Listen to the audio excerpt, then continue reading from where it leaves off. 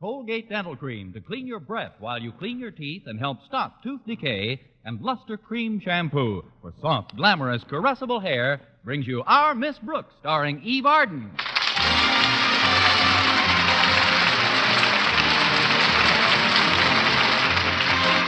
It's time once again for another comedy episode of Our Miss Brooks, written by Al Lewis. For many teachers throughout the country, the past week marked the beginning of a new semester. And for our Miss Brooks, who teaches English at Madison High School, it was quite a busy time. Thanks to our beloved principal, Osgood Conklin, it was even busier for me than for the rest of the faculty. For in addition to my school duties, he had me typing reports at home in the evenings. All week long, I didn't have a moment to myself. And worse than that, I didn't have a moment to Mr. Boynton. Friday morning at breakfast, I couldn't help bending my landlady's sympathetic ear. So you see, Mrs. Davis, not only have I spent the past 4 nights working for nothing, but I haven't been able to spend any time with Mr. Boynton. That's a shame, Connie. But why did you take on all that extra work? You told me yourself you volunteered to do it for Mr. Conklin. Of course I volunteered. I'm too young to face a firing squad.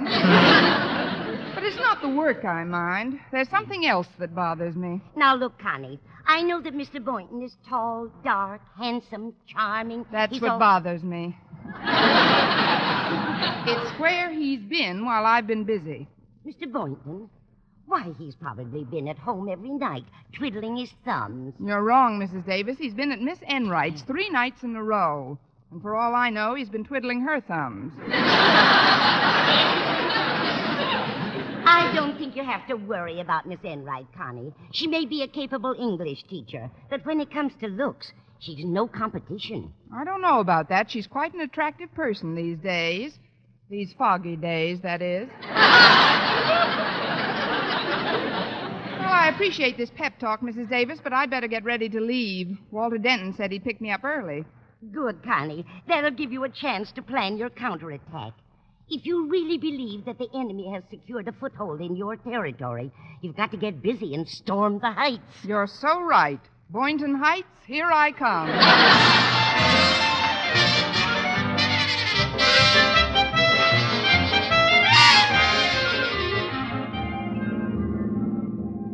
I'm glad you were prompt this morning, Walter. There's something I want to attend to before my first class. I know, and I hope he's in his biology lab when you get there. Look,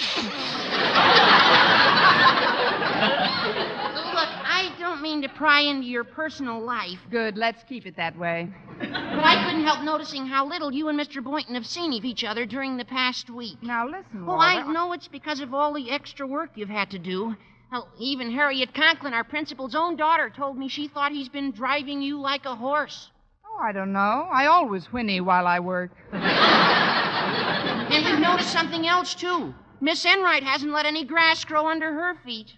Please, Walter, Miss Enright's gardening problems don't interest me. You know what I mean, Miss Brooks. She's had dates with Mr. Boynton one night after another. Walter, I know you're fond of me and mean to be helpful, but if this intensely personal conversation doesn't stop, I'll get out and walk to school. Gosh, Miss Brooks, I didn't mean to intrude on your privacy, but it just happens that I have a wonderful plan to get Mr. Boynton out of Miss Enright's clutches once and for all. You want to hear it, Miss Brooks? How can I help it? I'm not going to get out and walk to school. Now you're talking. Oh, the scheme is very simple. We just fight fire with fire. For the past 3 nights, Mr. Boynton has had dinner at Miss Enright's place. Everybody knows that. What does she live in, a television studio? Please, Miss Brooks, you'll stop the flow. Sorry. Obviously, Mr. Boynton keeps coming back there because he gets some good food, and the price is right. Hence, the old saying is proved again, the way to a man's heart is through his stomach. Well, that may be one of the better routes, Walter, but how do we interrupt Miss Enright's regularly scheduled trips? That's where the fighting fire with fire comes in. Please, Walter, burning down a fellow teacher is arson. No, you don't burn her down. You simply tap the same source that she uses for tempting recipes. Then you invite Mr. Boynton to your lair. Your place. Well, what is her source of recipes? Miss Dugan's domestic science class. The girl's learning to cook at the best recipes you've ever seen. And Miss Enright borrows them? Sure. After school, she takes them right off the bulletin board in Miss Dugan's room. And they print new ones every day. And Harriet tells me they're so simply written that a submoron could follow the instructions. Thanks, Walter. I didn't mean it that way, Miss Brooks. But I know you haven't had much experience cooking, and You're right, Walter. Mrs. Davis does all our cooking. Well, Harriet's going to meet us at school this morning and take you into the domestic science class for a little brush-up. And then you invite Mr. Boynton to dinner tonight and let nature take its course. Well, here we are. You get out, Miss Brooks, and I'll find a place to park. All right, Walter. Oh, I keep forgetting. You've got tin slats where the doors should be. Give me a hand, will you? Oh, sure, Miss Brooks. There you go. Well, the corrugated tin looks nice instead of doors, doesn't it? I got the idea from the new Hudson. The new Hudson? Yeah. This is the car you step down out of. Oh, there's Harriet. Hi, Miss Brooks. Walter. Hiya, Harriet. Take our charge in tow. I'll just be a couple of minutes. Okay, Walter. See you later. Come on, Miss Brooks. Let's go in. All right, Harriet. You seem to be the doctor. You just leave this thing to us, Miss Brooks. We'll have that certain party eating out of your hand in no time. If I break any more dishes at home, he'll have to. Now, here's our plan, Miss Brooks. Mr. Boynton's favorite dish is Boston stew. Boston stew? How do you know? Miss Enright pumped him for it yesterday. Seems like a lot of trouble to go to.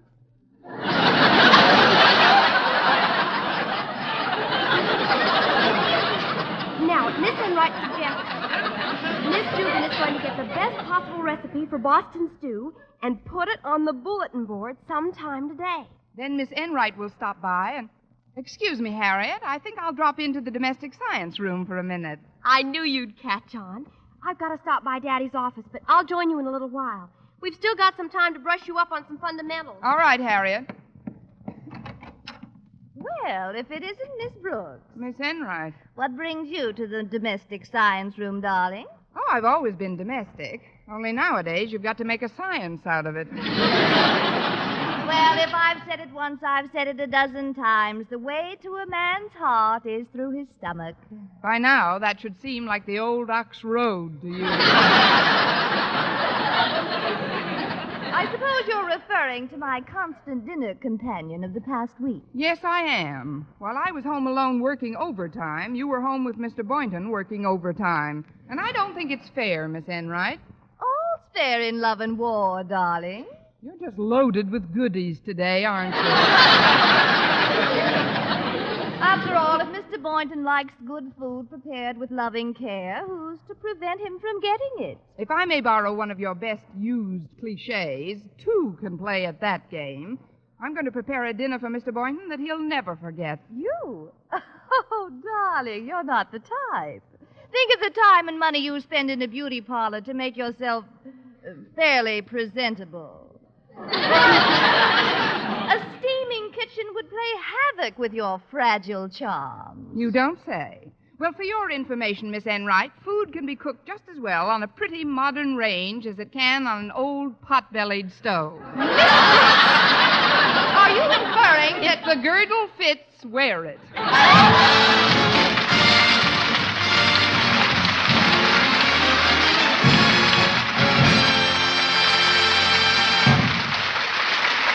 Our Miss Brooks, starring Eve Arden, will continue in just a moment. But first, here is Vern Smith. No other dentifrice offers proof of such results. Proof that Colgate Dental Cream helps stop tooth decay before it starts. 2 years' research at leading universities using Colgate Dental Cream, hundreds of case histories, makes this the most conclusive proof in all dentifrice history on tooth decay. Conclusive proof that when teeth are brushed with Colgates right after eating, Colgate Dental Cream helps stop tooth decay before it starts. Yes, the toothpaste you use to clean your breath while you clean your teeth now offers a safe, proved way to reduce tooth decay. Modern science shows decay is caused by mouth acids, which are at their worst right after eating. Brushing teeth with Colgates as directed helps remove acids before they harm enamel. Colgate Dental Cream has been proved to contain all the necessary ingredients, including an exclusive patented ingredient for effective daily dental care. Get Colgate Dental Cream today. Big economy size, only 59 cents. Always use Colgate Dental Cream to clean your breath while you clean your teeth and help stop tooth decay before it starts. Remember, no other dentifrice offers proof of such results.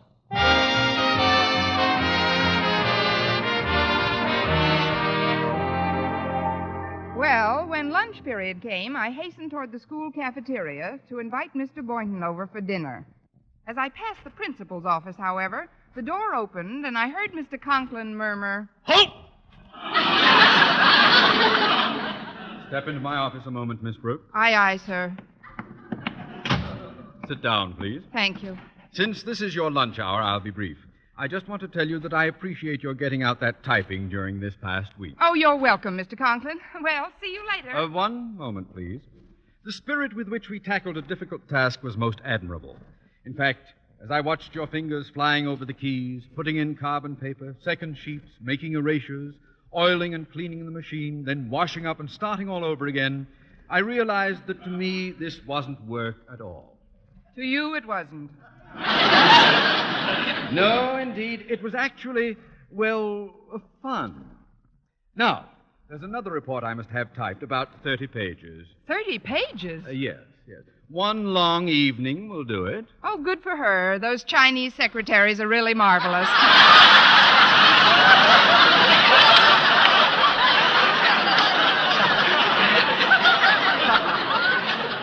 Now, if you'll excuse me... Miss Brooks.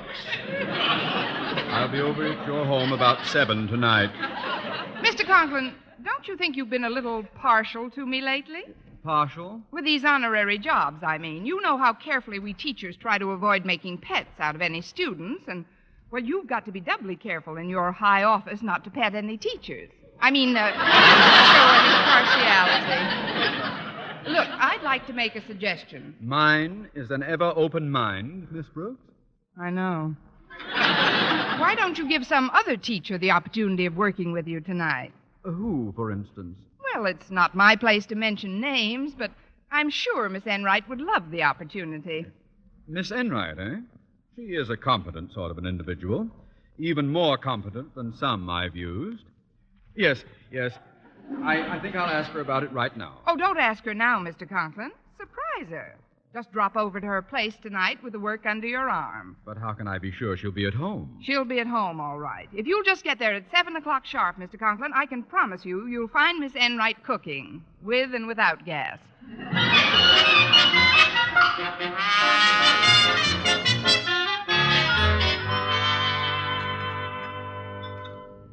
It's nice to be having lunch together again, isn't it, Mr. Boynton? Oh, it's more than nice, Miss Brooks. It is? Certainly is. This goulash is terrific. That's all right for cafeteria food, I guess, but there's nothing like a home-cooked meal. Don't you think so? Oh, I sure do. I've been very fortunate that way during this past week. I've had a couple of home-cooked meals. You've had 3, but who counts? What I'm so subtly suggesting, Mr. Boynton, is that you have dinner at my place tonight, for a change. Your place? Yes, I thought I'd prepare dinner for 2. Perhaps some special recipe you're fond of? I wish you'd asked me sooner, Miss Brooks. I've promised to have dinner with Miss Enright tonight. Not again. Yeah, not again. Walter! Walter, how long have you been eavesdropping behind that history book? Oh, I haven't heard a thing, Miss Brooks. I was just thinking about what to go and get at the steam table. Well, you're excused any time, Walter. Oh, thanks, Mr. Boynton. But all I can say is anybody that'd eat dinner with Miss Enright instead of a certain other English teacher must have some of his marbles missing. Walter! I'll see you later, Miss Brooks. I can't understand his attitude. Oh, I guess he just doesn't like Miss Enright. I can understand his attitude.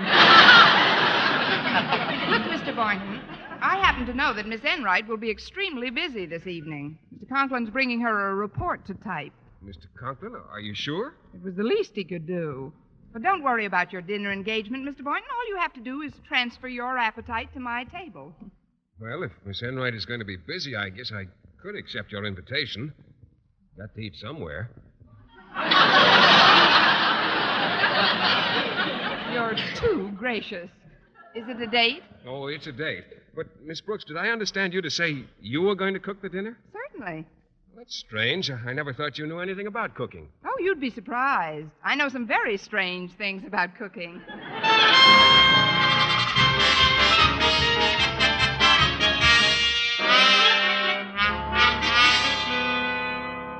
Hi, Walter. What brings you to the domestic science room? You'll see, Harriet. I'm glad the others have all gone. Yeah, there. It's up. What is it, Walter? What did you put on the class bulletin board? It's a recipe for Boston stew. I printed it myself.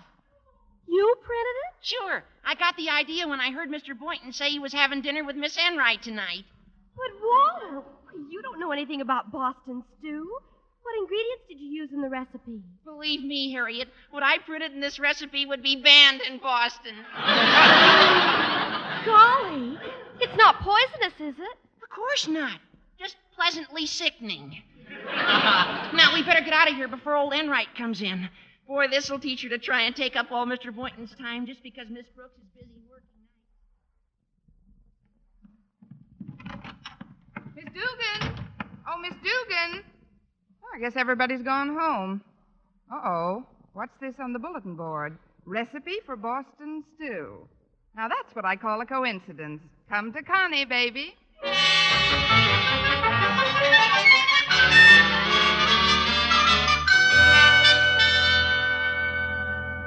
Mr. Boynton should be here soon, Mrs. Davis. How is the Boston stew coming along? All right, Connie, but there's so many strange ingredients. I must have 15 things cooking in 4 different pots. How does it look to you? Well, frankly, Mrs. Davis, it looks like the stuff they pulled the Big Mo out of.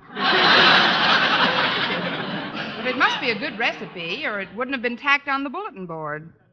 Now, then, did you saute the codfish balls in beef gravy and baste the frankfurters with molasses? I did, Connie. And did you stuff the olives with shredded wheat before frying them? Yes. And now I'm just bringing the horseradish and turnip greens to a slow boil,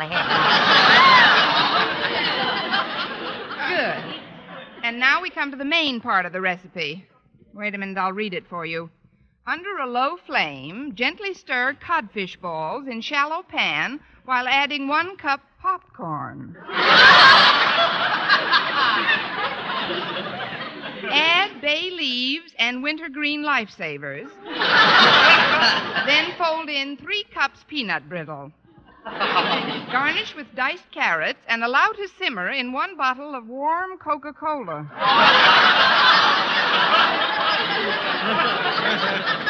Well, every man to his own taste, I suppose.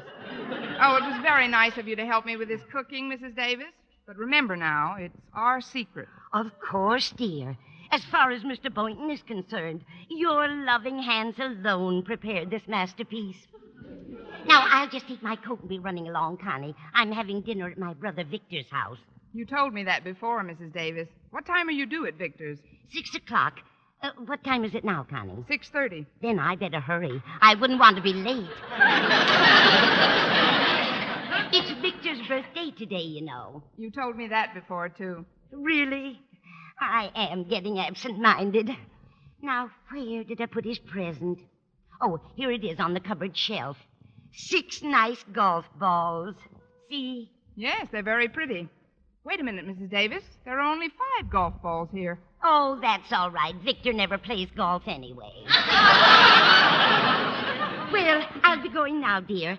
Just let the Boston stew simmer for another few minutes and then turn off the gas. I may not have to turn off the gas. This stuff looks strong enough to blow it out.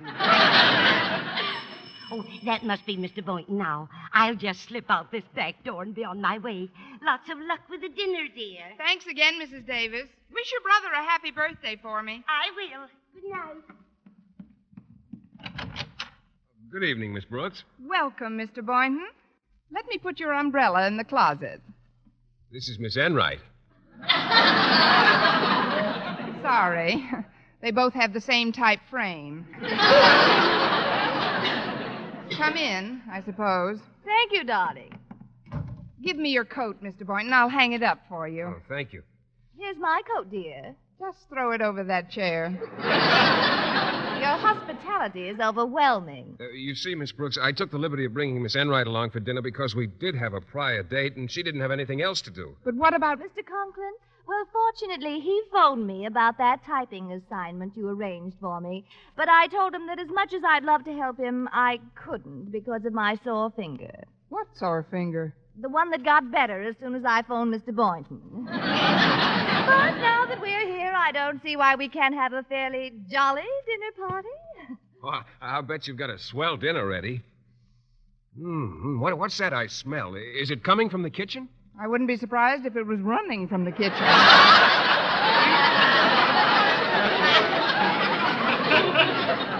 Well, I guess I'll have to set another place at the table Don't now. you lift a finger, darling. I'll set my own place and pitch right in like a good little sport. We girls have to stick together, you know. I'm stuck with you, all right. Well, I'm going into the kitchen, if I may, and help carry things out when they're ready. All right, Mr. Boynton. Oh, I'll answer the door. You just go on back to the kitchen. Oh, don't worry about me, Miss Brooks. I'm pretty handy around the house. Yeah, the wrong house. Walter. Hiya, Miss Brooks. I knew you were going to be all alone tonight, so I got permission from my folks to eat with you. Can I come in? Why not? Although about my being alone... Oh, I've got a story to tell you that'll really cheer you up. I can use it. Come into the dining room, Walter. We're about ready to start. Oh, swell. Of course, I've got a date with Harriet tonight, so I'll have to go right after dinner. But I want you to hear the rib I pulled this afternoon. Well, if it isn't one of my favorite pupils, how are you, Walter? Miss Enright, but I... Well, didn't you expect me either? We're all being surprised tonight, aren't we? Well, I put everything in this big platter, Miss Brooks. Oh, hello, Walter. Oh, hello, Mr. Boynton. What are you doing here? I was invited. So was Walter. We're all invited. Now, let's sit down and get this over with. Start eating, shall we? Fine. I'll be the Papa Bear and do the serving.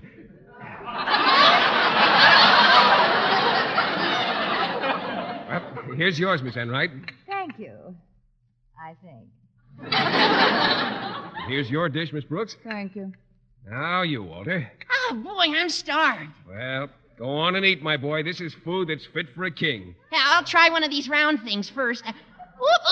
This is kind of slippery. Look out, Walter, it's rolling off your plate.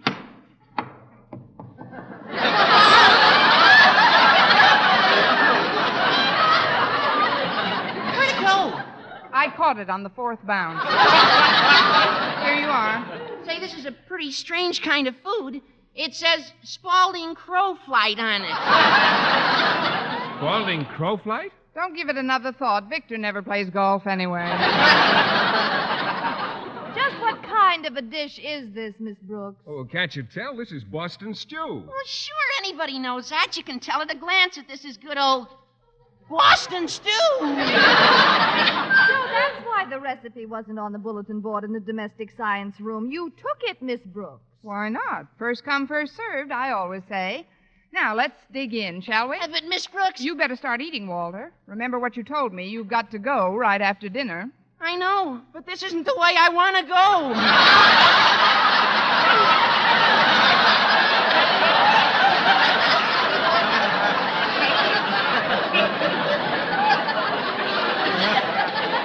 Please, look, Miss Brooks, I got to talk to you privately for a minute. Come on into the kitchen. Hey, excuse us, folks. Just continue eating, won't you? I'll be back as soon as I see what's wrong with Walter.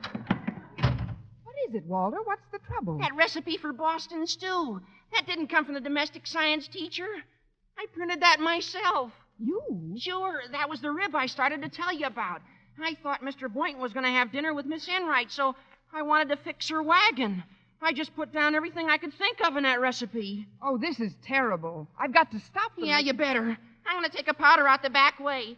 If Miss Enright finds out about this, she'll kill me. And if she doesn't, it's my turn tomorrow. Listen, folks, don't touch the... Where's Miss Enright? The strangest thing happened, Miss Brooks.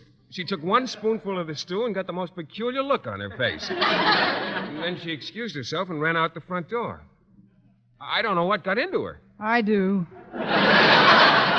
Mr. Boynton, Oh, please... she never acted that rudely before. I can't understand Well, never it. mind that now. I hope you didn't taste that stew. Taste it? Well, I've eaten 2 plates of it. Oh, it's delicious, Miss Brooks. Well, I feel warm all over. Just goes to prove the old saying, the way to a man's heart is through his stomach. Mr. Boynton, with 2 plates of that stew in there, the super chief couldn't get through.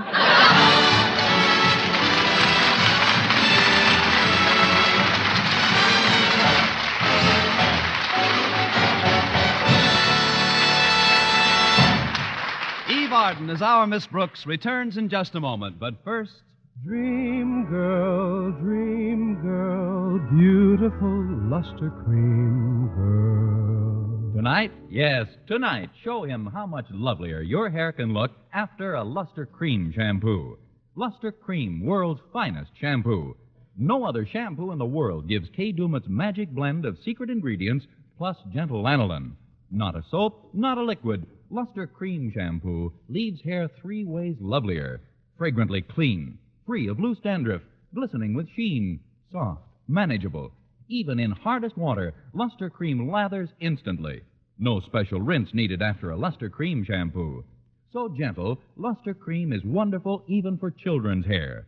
Tonight, yes, tonight, try Luster Cream shampoo. Dream girl, beautiful luster cream girl. You owe your crowning glory to a luster cream shampoo. And now, once again, here is our Miss Brooks. Well, Mr. Boynton was so grateful for the Boston stew, he could hardly wait till the dishes were finished before inviting me to a movie. But as we headed for the closet to get our coats, the front door opened and a familiar voice murmured, Halt! Mr. Conklin. Oh, hello, Boynton. Well, Miss Brooks, since Miss Enright has a bruised finger tonight, I brought over this 30-page report, and I'm going to let you type it. Thanks a million. Oh, gosh, Mr. Conklin, well, we were planning to see a movie. Well, you'll have to go alone, Boynton. This is business. Awfully sorry, Miss Brooks. I'll go get my coat out of the closet. All right, Mr. Boynton. Mr. Conklin, can't this typing be postponed? I'm afraid not. This is so important, I even skipped my dinner so that we could buckle right down to work. By the way, while we're working, I could use a little snack. Do you have anything around that I could eat? Eat? Yes. I have just the thing for you, Mr. Conklin. Mr. Boynton. Yes, Miss Brooks? Stick around. I'll be with you in a minute. Next week, tune into another Our Miss Brooks show brought to you by Luster Cream Shampoo for soft, glamorous, caressable hair and Colgate Dental Cream to clean your breath while you clean your teeth and help stop tooth decay. Our Miss Brooks, starring Eve Arden, is produced by Larry Burns, directed by Al Lewis, with music by Wilbur Hatch. Mr. Boynton is played by Jeff Chandler, Mr. Conklin by Gail Gordon. Others in tonight's cast were Jane Morgan, Dick Crenna, Gloria McMillan, and Mary Jane Croft.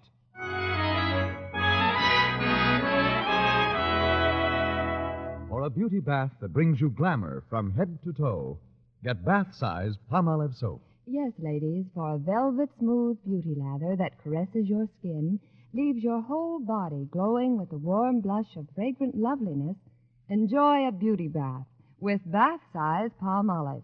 It's perfect for your tub or shower. Just the gentlest massage over your body creates a glorious lather that leaves your skin delightful. Yes, for the most luxurious bath you've ever had, get big bath-size Palmolive soap. At this time, the Colgate Palmolive Peat Company salutes the American Dental Association, sponsors of National Children's Dental Health Day tomorrow, February 6th. Colgate Dental Cream is proud to have contributed vital research in the fight against tooth decay. The American Dental Association recommends these 3 important steps in helping eliminate tooth decay. 1, regular visits to your dentist. 2, proper diet. 3, brush teeth immediately after eating. Colgate Palmolive Peat joins America's 75,000 dentists in urging that you begin now to instruct your children in this important dental care. Help guarantee healthier, sounder citizens for the future. Be with us again next week at this same time for another comedy episode of Our Miss Brooks. This is CBS, the Columbia Broadcasting System.